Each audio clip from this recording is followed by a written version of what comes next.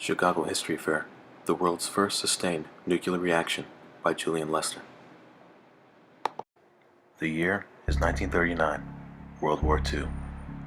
Nazi Germany displays its power and ruthlessness, showing signs they're creating a superweapon, a bomb that could kill millions.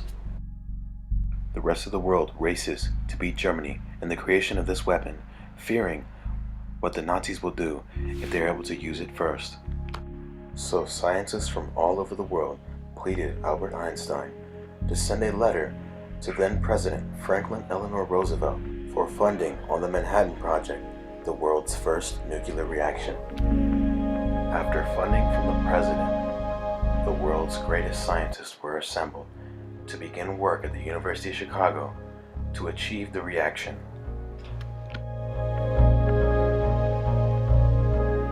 One of the lead scientists for this experiment was Enrico Fermi, a very accomplished scientist who won a Nobel Prize in physics.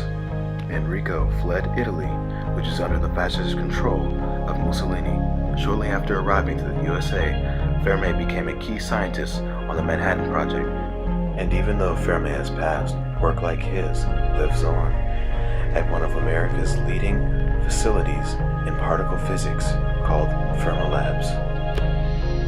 We were lucky enough to be granted a tour of Fermilabs, named after Enrico for being one of the greatest physicists of all time.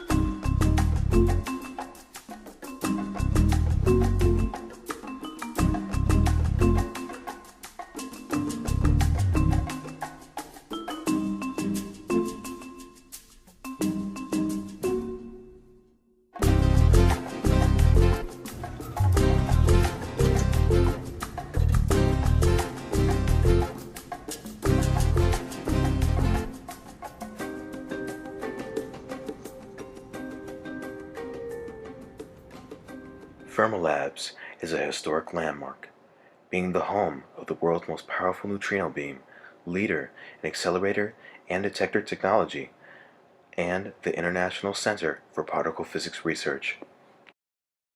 More than 2,000 scientists from 34 countries collaborate with Fermilab. The Manhattan Project laid the foundation for the establishment of the National Laboratory System. Fermilab is one of 17 national laboratories managed by the U.S. Department of Energy, which partner with major research universities such as the University of Chicago.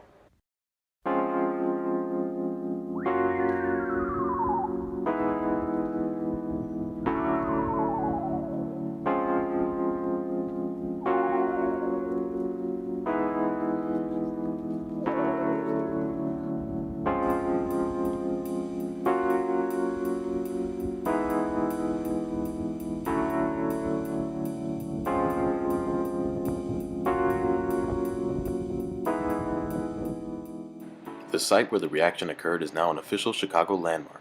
The scientists achieved the reaction in makeshift laboratories constructed under the grandstands of Stagg Field, a stadium at the University of Chicago.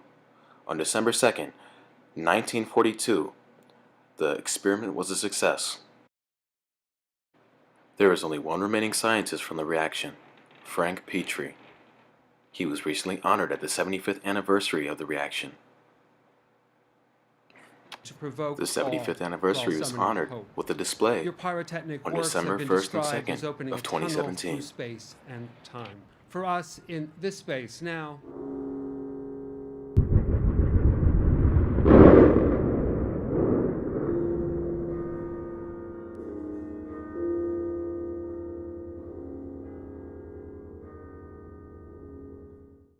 After the invention of the nuclear reaction, other scientists and engineers then went on to figure out how to weaponize it and finalize the development of the atomic bomb. The bomb was made in New Mexico only being used once, that took place in Hiroshima, Japan.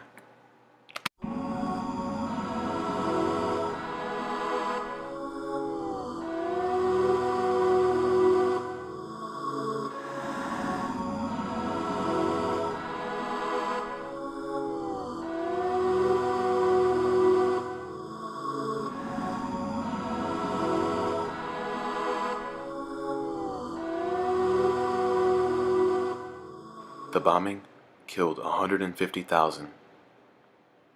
Hiroshima, Japan is still uninhabitable to this day.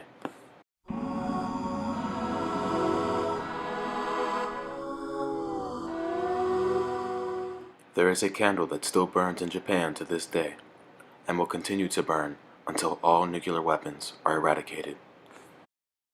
Although the invention had devastating effects, it continues to influence pop culture and the media to this day, with characters like Dr. Manhattan and Stalking Godzilla. the earth, crushing all before it, in a cyclonic cavalcade of electrifying horror, raging through the streets on a rampage of total destruction. Godzilla, king of the monsters, incredible titan of terror.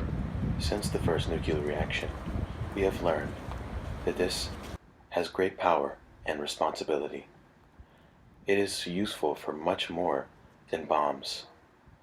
Scientists have discovered that the nucleus has non-military implications such as curing disease, generating electricity, and much more. Energy, I see a lot of good energy. I like it very much. There is no doubt that this is a great scientific accomplishment. Whether the past or present can have major implications for humanity. How those scientific discoveries are used will determine our future. Hopefully world leaders have learned from the past and will choose to protect humanity for our future.